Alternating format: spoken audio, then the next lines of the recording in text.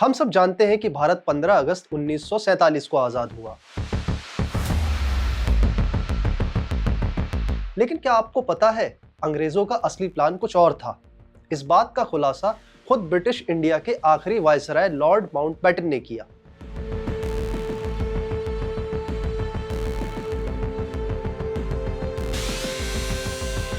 पंद्रह अगस्त 1947 को दिल्ली के कॉन्स्टिट्यूशनल हॉल में माउंटबेटन ने कहा, मुश्किल से 6 महीने पहले मुझे ब्रिटिश इंडिया का आखिरी वायसराय बनने का न्योता मिला। तब मुझे बताया गया कि सत्ता का ट्रांसफर जून 1948 तक होगा। तब लगा था कि बहुत कम समय मिला है, सिर्फ 15 महीनों में इतना बड़ा काम कैसे पूरा होगा। यानी अंग्रेजों की असली प्लानिंग भारत को 3 जून 1948 में आजाद करने की थी। ये जानकारी कॉन्स्टिट्यूशन ऑफ इंडिया की वेबसाइट पर दर्ज है। इसका लिंक वीडियो के डिस्क्रिप्शन बॉक्स में भी मिल जाएगा। लेकिन आजादी 15 अगस्त 1947 को ही मिल गई, यानी तय तारीख से 293 दिन पहले। अब सवाल उठता है, ऐसा क्यों?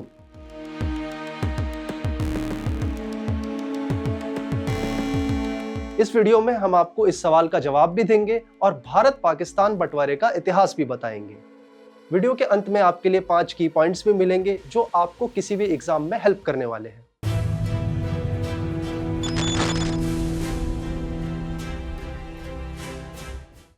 हाय, मेरा नाम है अनवर और आप देख रहे हैं एनबीटी टेक की स्पेशल वीडियो सीरीज दुनिया डिकोडेड। इस साल भारत और पाकिस्तान दोनों अपनी आज़ादी का 80वां जश्न मना रहे हैं। लेकिन यह आज़ादी जितनी खूबसूरत थी, उतनी ही भयानक भी। अनुमान है कि बंटवारे में करीब 2 से 20 लाख लोग मारे गए और लगभग 1.5 करोड़ से 2 करोड़ लोग अपना घर बार छोड़ने पर मजबूर हुए। किसी ने पैदल तो किसी ने बैलगाड़ियों पर और हजारों लोगों ने ट्रेनों के जरिए अपना घर बार छोड़ा। यह दुनिया के इतिहास में इंसानों का सबसे बड़ा पलायन था। तो चलिए समझते हैं, आखिर माउंटबेटन को ऐसी क्या जल्दी थी और इस जल्दबाजी का बंटवारे पर कितना गहरा असर हुआ। इतिहास के पन्नों को पलटे तो पता चलता है कि यह महज एक रात का ड्रामा नहीं था, बल्कि बंटवारे की नींव दशकों पहले ही रख दी गई थी।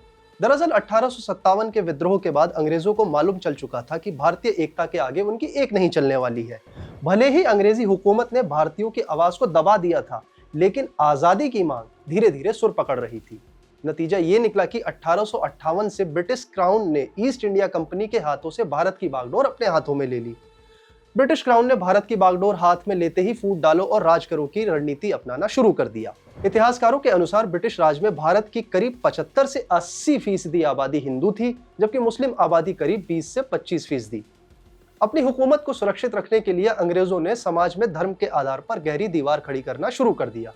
सबसे पहले ब्रिटिश सरकार ने अलग निर्वाचन क्षेत्र और मुस्लिमों के लिए रिजर्व सीटों की ऐसी व्यवस्था की जिसने मुस्लिमों को कांग्रेस और मुख्य धारा से अलग कर दिया। ब्रिटेन में स्थित arts and humanities research council की फेलो प्रोफेसर नवतेज पुरोहित का भी यही कहना है। उन्होंने बताया कि अंग्रेजों ने लोगों को अलग अलग कैटेगरी में बांटने के लिए धर्म का इस्तेमाल एक राजनीतिक हथियार की तरह किया। 20वीं सदी में महात्मा गांधी और जवाहरलाल नेहरू कांग्रेस पार्टी का चेहरा बन चुके थे। दोनों ही नेता शुरू से ही एक ऐसे संयुक्त और धर्मनिरपेक्ष भारत के पक्ष में थे जिसका केंद्र बहुत मजबूत हो। लेकिन कागजों पर धर्मनिरपेक्ष दिखने वाली कांग्रेस की इसी सोच को अल्पसंख्यक समुदाय और खासकर मुस्लिम लीग ने बहुत ही शक की निगाह से देखना शुरू कर दिया। उन्हें डर था कि आजादी के बाद 80% हिंदू बहुसंख्यक आबादी के सामने उनकी राजनीतिक और सामाजिक एकता दब जाएगी। फिर वर्ल्ड वॉर 2 शुरू हो जाती है और यही वो गेम चेंजर मूवमेंट था जिसने भारत पाकिस्तान बंटवारे में मेन रोल अदा किया। दरअसल अगर सेकेंड वर्ल्ड वॉर ना होता तो शायद भारत का इतिहास भी कुछ और ही होता। 1939 में अंग्रेजों ने बिना भारतीयों से पूछे भारत को युद्ध में झोंक दिया। इसके विरोध में कांग्रेस की सरकारों ने तुरंत अपने अपने पदों से इस्तीफा दे दिया। देश भर में विरोध की लहर दौड़ गई और बात इतनी ज्यादा बढ़ गई कि 1942 में भारत छोड़ो आंदोलन यानी क्विट इंडिया मूवमेंट का बिगुल फूंक दिया गया। इस बड़े आंदोलन के गुस्से से घबराकर अंग्रेजों ने महात्मा गांधी, जवाहरलाल नेहरू और देश के हजारों नेताओं को सीधे जेल की सलाखों के पीछे भेज दिया। इसी राजनीतिक खाली मैदान का पूरा फायदा उठाया मोहम्मद अली जिन्ना और उनकी मुस्लिम लीग ने। सबसे पहले मार्च 1940 में मुस्लिम लीग ने ऐतिहासिक पाकिस्तान प्रस्ताव पास किया। इसमें पहली बार मुस्लिमों के लिए अलग देश की मांग रखी गई। इसके बाद 1945-46 में प्रांतीय चुनाव में जिन्ना की मुस्लिम लीग ने मुस्लिमों के लिए रिजर्व लगभग सभी सीटों पर बम्पर जीत हासिल की। इससे उनका यह भी दावा बढ़ गया कि वे मुस्लिमों के असली प्रतिनिधि हैं। वर्ल्ड वॉर 2 खत्म होने के बाद ब्रिटेन की हालत दिवालिया हो चुकी थी। युद्ध के बाद ब्रिटेन खुद आर्थिक रूप से पूरी तरह बर्बाद हो चुका था और अब इतना बड़ा साम्राज्य संभालना उसके बस की बात नहीं थी। हालात को संभालने के लिए 1946 में ब्रिटेन से एक कैबिनेट मिशन भारत भेजा गया, जिसने एक ढीले ढाले फेडरल स्ट्रक्चर का सुझाव दिया, लेकिन कांग्रेस और मुस्लिम लीग दोनों ने ही इस प्रस्ताव को खारिज कर दिया। और फिर आया वो काला दिन जिसने सुलगती आग में घी का काम किया। दरअसल 16 अगस्त 1946 को मुस्लिम लीग ने डायरेक्ट एक्शन डे का ऐलान किया। डायरेक्ट एक्शन डे के तहत मुस्लिम लीग ने अलग मुल्क की मांग रखी। जिन्ना ने अपनी जिद मनवाने के लिए इस दिन शक्ति प्रदर्शन भी किया। इसका नतीजा ये निकला कि कलकत्ता और बॉम्बे जैसे शहरों में भयानक सांप्रदायिक दंगे भड़क उठे। इन दंगों में करीब 4000 से ज्यादा लोग मारे गए और 1 लाख से ज्यादा लोग बेघर हो गए। बिगड़ते हालात को देखते हुए मार्च 1947 में ब्रिटिश प्रधानमंत्री क्लीमेंट एटली की सरकार ने लॉर्ड माउंटबेटन को भारत का आखिरी वायसराय बनाकर भेजा। माउंटबेटन खुद मानते थे कि उन्हें यह आसान काम नहीं सौंपा गया था। कॉन्स्टिट्यूशन ऑफ इंडिया की वेबसाइट पर दर्ज जानकारी के मुताबिक माउंटबेटन कहते हैं, ब्रिटिश सरकार ने जून 1948 तक भारतीयों को सत्ता सौंपने का फैसला किया था। तब तो कई लोगों को लगा कि यह तारीख बहुत जल्दी तय कर दी गई है और 15 महीनों में यह भारी भरकम काम कैसे पूरा होगा। लेकिन भारत आने के बाद माउंटबेटन की सोच पूरी तरह बदल गई। उन्होंने खुद स्वीकार किया था, मैं भारत में 1 हफ्ता भी नहीं रहा था और मुझे महसूस हुआ कि आज़ादी के लिए जून 1948 की तारीख बहुत देर से है, ना कि जल्दी। देश भर में सांप्रदायिक तनाव और दंगे इस हद तक बढ़ चुके हैं जिसकी मैंने इंग्लैंड में रहकर कल्पना भी नहीं की थी। मुझे लगा कि अगर पूरे उपमहाद्वीप में भयानक गृह युद्ध रोकना है तो बिना एक भी पल गवाए तुरंत फैसला लेना होगा। यही वजह थी कि माउंटबेटन ने सभी पार्टी नेताओं को एक साथ बुलाया और उनके साथ चर्चा शुरू की और इसके बाद 3 जून का प्लान सामने रखा। माउंटबेटन के मुताबिक हमने नेताओं के साथ खुली कूटनीति यानी ओपन डिप्लोमेसी अपनाई और इसी का नतीजा था कि 3 जून का प्लान स्वीकार किया गया। नेताओं के सहयोग से ही हम सत्ता का ट्रांसफर तय समय से 10 महीने पहले करने में सफल रहे। लेकिन इस जल्दबाजी का अंजाम क्या हुआ? माउंटबेटन ने खुद अपनी स्पीच में माना कि उन्होंने इतिहास का सबसे बड़ा प्रशासनिक ऑपरेशन सिर्फ 2.5 महीने में पूरा कर दिया। उन्होंने कहा था, हमने 3 जून के प्लान की मंजूरी के साथ ही बंटवारे के प्रशासनिक परिणामों पर चर्चा की और एक ऐसा सिस्टम बनाया जिसने 40 करोड़ की आबादी वाले उपमहाद्वीप के विभाजन और 2 आजाद सरकारों को सत्ता सौंपने का काम 2.5 महीने से भी कम समय में पूरा कर दिखाया। हमने प्रक्रिया को इतनी तेजी से किया जितना उस समय किसी ने सोचा भी नहीं था। यही वो हड़बड़ी थी जिसकी वजह से भारत पाकिस्तान के बीच की सीमा आनन फानन में ही तय कर दी गई। भारत और पाकिस्तान के बीच सीमा तय करने की जिम्मेदारी सौंपी गई एक ऐसे इंसान को जिसने कभी भारत में कदम ही नहीं रखा था। इस इंसान का नाम था सर सिरिल रैडक्लिफ, जो पेशे से एक वकील थे। रैडक्लिफ को नक्शे पर लकीर खींचने के लिए मात्र 5 हफ्ते दिए गए और उसने पुराने आउट ऑफ डेट नक्शों और जनगणना के आंकड़ों के आधार पर भारत और बंगाल के बीच चीरते हुए एक सीमा रेखा बना दी। लेकिन क्या आपको मालूम है इस पूरी त्रासदी का सबसे बड़ा और हैरान करने वाला मजाक क्या था? जहां 14-15 अगस्त को पूरा देश आजादी का जश्न मना रहा था, लेकिन भारत और पाकिस्तान के बीच की वो असली सीमा यानी रेडक्लिफ लाइन की आधिकारिक घोषणा इसके ठीक 2 दिन बाद यानी 17 अगस्त 1947 को की गई। इस तरह लोग पहले ही आजाद होकर जश्न मना रहे थे बिना ये जाने कि वो जिस घर में खड़े हैं अब वो भारत का हिस्सा है या पाकिस्तान का।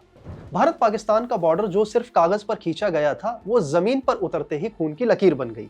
पंजाब में हथियार बहुत ही ज्यादा आसानी से उपलब्ध थे, सेना से छूटे हुए हजारों सैनिक वहां मौजूद थे और अंग्रेजी सरकार ने कानून व्यवस्था संभालने से हाथ खींच लिए। इस तरह जल्दबाजी में हुए बंटवारे ने संघर्ष के लिए एक जमीन तैयार कर दी। आजादी के बाद हालात ऐसे बने कि लाखों हिंदू और सिख पाकिस्तान की तरफ से भारत की ओर भागे और लाखों मुसलमान भारत से पाकिस्तान की तरफ। रेलवे स्टेशनों पर ट्रेनें भर भर कर चली, लेकिन कई ट्रेनें ऐसी भी थी जो अपने मुकाम पर सिर्फ लाशों से भरी हुई पहुंची। इस खूनी खेल में सबसे दर्दनाक गाथा महिलाओं की रही। अनुमान है कि करीब 1 लाख महिलाओं का अपहरण और उत्पीड़न हुआ। महिलाओं को दोनों तरफ की हिंसा में इज्जत और पहचान का प्रतीक मानकर निशाना बनाया गया। दूसरी तरफ महात्मा गांधी ने इस भयानक हिंसा को रोकने के लिए दिन रात एक कर दिया। नोआखली से लेकर कलकत्ता तक वे शांति के लिए पैदल यात्राएं करते रहे और दूसरी तरफ जवाहरलाल नेहरू ने आजादी की उस ऐतिहासिक रात संसद में ट्रिस्ट विद डेस्टिनी वाला मशहूर भाषण दिया। At the stroke of the midnight hour when the world sleep India will awake to life and freedom, यानी आधी रात को जब दुनिया सोई होगी भारत जीवन और आजादी में जागेगा। लेकिन इस सुनहरे वादे और जश्न के ठीक कुछ ही घंटों बाद पंजाब और बंगाल की सड़कों पर इंसानी लाशें बिछी हुई थी। विडंबना देखिए कि आजादी के साथ शुरू हुआ ये बंटवारा सिर्फ 1947 तक सीमित नहीं रहा। इसके तुरंत बाद 1947-48 में ही भारत पाकिस्तान कश्मीर के मुद्दे पर आमने सामने आ गए और उन्होंने पहली जंग लड़ी।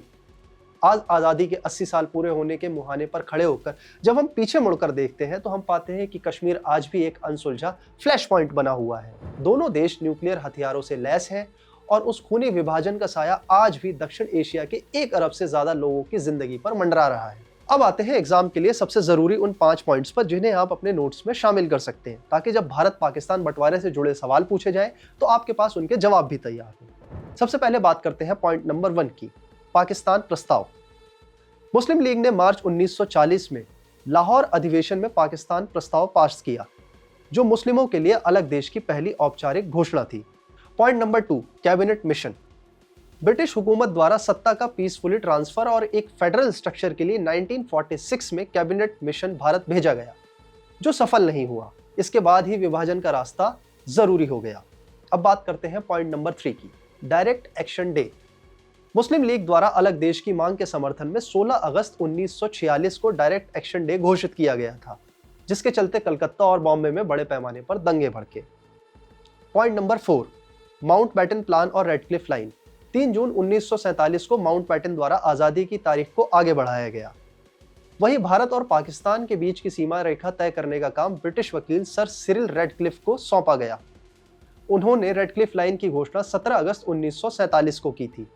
रेडक्लिफ की रिपोर्ट के जरिए यह बता दिया गया कि भारत और पाकिस्तान में कौन कौन से इलाके हैं और उनके बॉर्डर कहां तय हुए हैं। अब बात करते हैं पॉइंट नंबर 5 की, जान माल का नुकसान और विस्थापन।